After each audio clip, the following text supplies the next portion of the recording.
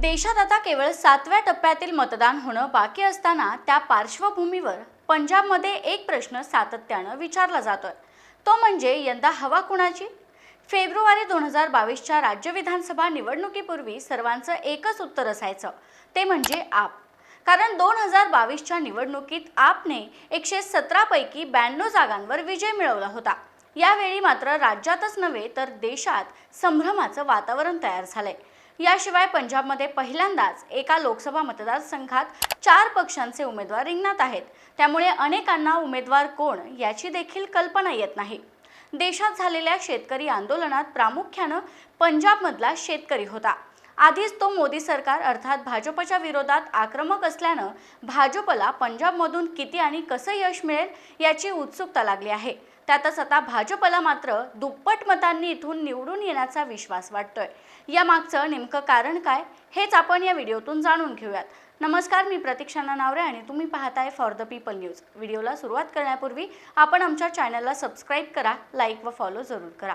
Post graduate degree कोर्सच्या माध्यमातून परिपूर्ण राजकीय नेतृत्व घडवणारं आणि प्राध्यापक राहुल कराड यांच्या संकल्पनेतून साकारलेलं भारतातील पहिलं institute MIT school of government presents जागर लोकशाहीचा. पंजाबची अर्थव्यवस्था पाहिली तर मुख्यतः शेतीवर आधारित आहे.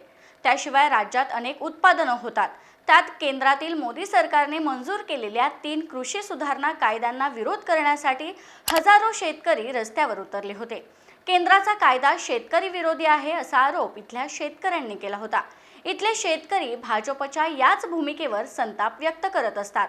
त्याशिवाय इथं पहिल्यांदाच आम आदमी पक्ष, काँग्रेस, भाजप आणि शिरोमणी अकाली दल या 4 पक्षांमध्ये चौरंगी लढत पाहायला मिळणार आहे.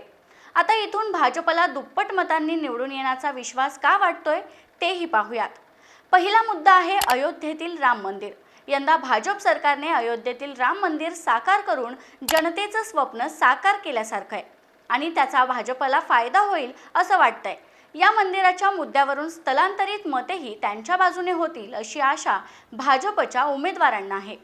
2011च्या जनगणनेनुसार राज्याच्या लोकसंख्येच्या 38.15% हिंदू आहेत आणि मोठ्या संख्येने स्थलांतरित हिंदू हार्टलँड राज्यामधूनच पंजाबमध्ये येत असल्याने ही संख्या आता वाढल्याचा अंदाज आहे.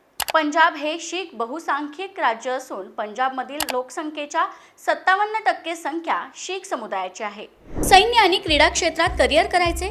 नेताजी सुभाषचंद्र बोस सैनिकी निवासी शाळा पुणे. ॲडमिशनसाठी संपर्क 960 781 1662. दुसरा मुद्दा म्हणजे पंजाबमध्ये मोदींची सभा. शेतकऱ्यांच्या निदर्शनादरम्यान पटियालामध्ये पंतप्रधान मोदींनी प्रचार सभा घेतली. या सभेला संबोधित करताना पंतप्रधान मोदींनी शीख इतिहास आणि वीर बाल दिवसाचा उल्लेख केला. त्यांनी पहिल्या 5 शीखांपैकी एकाचा द्वारकेशी संबंध असल्याचंही सांगितलं. असं असलं तरी राज्यातील ग्रामीण भागात नागरिकांमध्ये भाजप विरोधातील अविश्वास हा कायम आहे.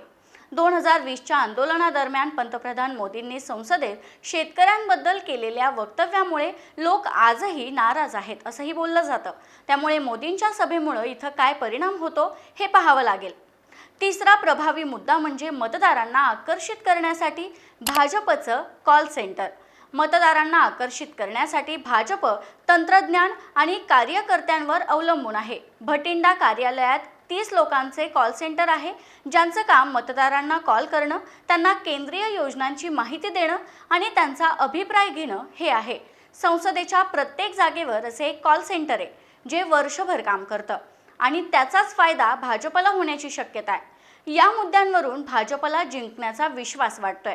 या व्यतिरिक्त 1996 नंतर पहिल्यांदाच भाजप सुखबीर बादल यांच्या नेतृत्वाखालील पूर्वीचा मित्र शिरोमणी अकाली दल म्हणजेच SAD शिवाय निवडणूक लढवतोय. गेल्या अनेक लोकसभा निवडणुकीमध्ये राज्यातील 13 जागांपैकी भाजप केवळ 3 जागांवर लढत आलाय. होशियारपूर लोकसभा मतदारसंघामधून भाजपने गेल्या 2 निवडणुकांमध्ये विजय मिळवला आहे. गुरुदासपूर लोकसभा मतदारसंघामध्ये भाजपने 1998 पासून 5 वेळा विजय मिळवलाय, तर अमृतसर लोकसभा मतदारसंघातून गेल्या 3 निवडणुकांमध्ये भाजपचा पराभव झाला. भाजपने उर्वरित 10 जागा या पारंपरिकपणे लढवल्या होत्या. आता रद्द केलेल्या 3 केंद्रीय कृषी कायद्यांविरोधात शेतकऱ्यांच्या आंदोलनामुळे 2020 मध्ये भाजपच्या सर्वात जुना मित्रपक्षाने म्हणजेच एसएडीने भाजपशी संबंध तोडले. याशिवाय लुधियाना, भटिंडा, संगरूर व पटियाला या मतदारसंघातील मतदारांचा कल हा भाजपकडे झुकलेला दिसून येतो.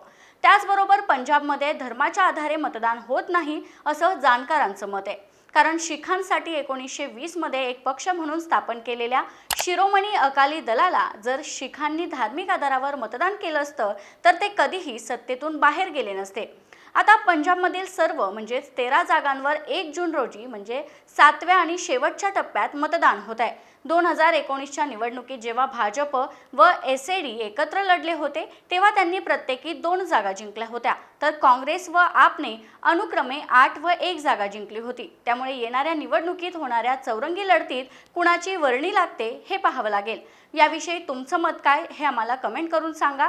व्हिडिओ आवडल्यास लाईक करा आणि अशाच माहितीपूर्ण व्हिडिओसाठी फॉर द पीपलला सबस्क्राईब करायला विसरू नका. धन्यवाद.